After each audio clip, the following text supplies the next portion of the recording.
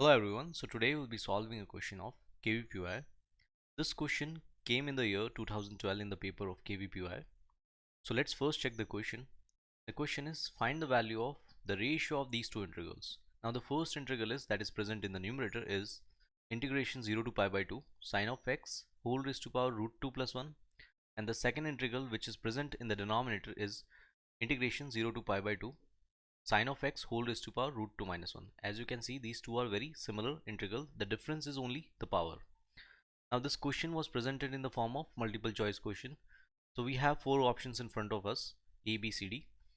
Now you can pause the video here. You can try the problem while I'll give you a couple of seconds. Now congratulations for those who got the answer. The answer is A option. Now let's proceed to the answer. So here we have to calculate the ratio of these two integrals. So let's say I say the first integral is I1, that is present in the numerator, and the second integration is I2. So what we have to do here is we have to compute the relationship between I1 and I2. Once we compute the relationship between I1 and I2, we'll easily get the ratio. So let's start with I1. So I1 is integration 0 to pi by 2.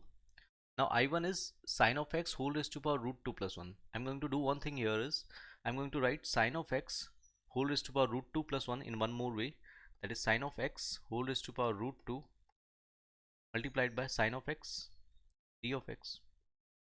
Now if I apply by parts here, I'll directly get the relationship between I1 and I2, and why I'm applying integration by parts I'll tell you in the end. Okay, so here I'm applying integration by parts. So if I apply integration by parts here, I'll easily get the relationship between I1 and I2. Once I get the relationship between I1 and I2, I can easily determine the ratio in which the question they are asking. Okay, so let's say this is my first function, this is my second function, and I'm integrating by parts. So let's start. So I'm applying the formula here. The first function into integration of second. So integration of sine of x is minus cos of x. Now here the lower limit is 0, upper limit is pi by 2, minus integration of 0 to pi by 2, integration of differentiation of first. So we have to differentiate sine of x whole raised to power root 2. So let's differentiate first. So we have root 2 here multiplied by differentiation of sine of x whole raised to power root 2 is sine of x whole raised to power root 2 minus 1. Now differentiation of inside function is cos of x.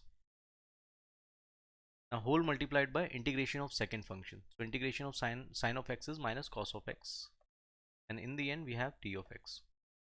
Now we have I of 1 is equal to, let's put the limit in this integration, first integral.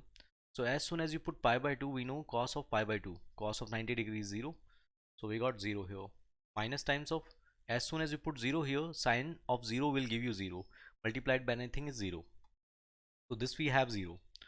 Now as you can see here, negative is present here and negative is here, so negative is positive.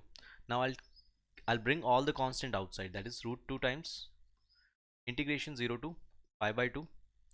Now as you can see here, we have sine of x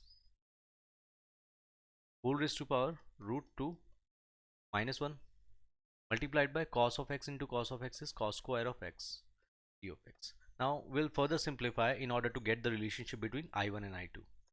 So I1 is root 2 times, as you can see, integration 0 to pi by 2 sine of x whole raised to power root 2 minus 1. Now here I'm going to write cos square x as 1 minus sine square of x d of x. Now I'm going to solve this integration in the next page. So I'll copy down the I1 integral as it is in the next page. So we had I1 is equal to root 2 times integral 0 to pi by 2 sine of x whole raised to power root 2 minus 1 whole multiplied by 1 minus sine square of x d of x. Now as I told you in the starting, this first integral is I1 and the second integral was I2. Our motive was to calculate the ratio, and as I told you, we have started with I1 in order to determine the relationship between I1 and I2. because once we determine the relationship between I1 and I2, we'll automatically get the ratio. So I'll do one thing here. I'll multiply sine of x inside here, and you'll get to know we'll get the ratio I1 and I2 automatically. So I1 is root 2 times integral 0 to pi by 2. If I multiply inside, I'll get this as sine of x whole raised to power root 2 minus 1, because this is unity d of x. Now the second integral is integration, this is root 2 here, integration 0 to pi by 2 sine of x whole raised to power root 2 minus 1 multiplied by sine of x square is sine of x whole raised to power root 2 plus 1. Because the base is same, the powers will be added. Now as you can see here clearly, I got my I1 and I2. This is my I2 and this is my I1. Now if I take I1 on the other side, I'll have root 2 plus 1 times I1 is equal to root 2 times I2. So now let's calculate the ratio here. So I1 by I2, here the ratio is I1 by I2 is equal to, as you can see here, root 2 whole divided by root 2 plus 1. Now this is not matching with one of our options, so we'll do one thing here, we'll rationalize this. So I'm rationalizing this value by multiplying by root 2 minus 1 in numerator and denominator. So from here we'll get I1 by I2 as root 2 times root 2 minus 1 whole divided by, this is 2 minus 1, it is equal to 1. As you can see, 2 square minus 1 is 1, and if I multiply root 2 inside, I will get this as 2 minus root 2. So as you can see, A option is our correct option. So that will be all for this problem, and thank you.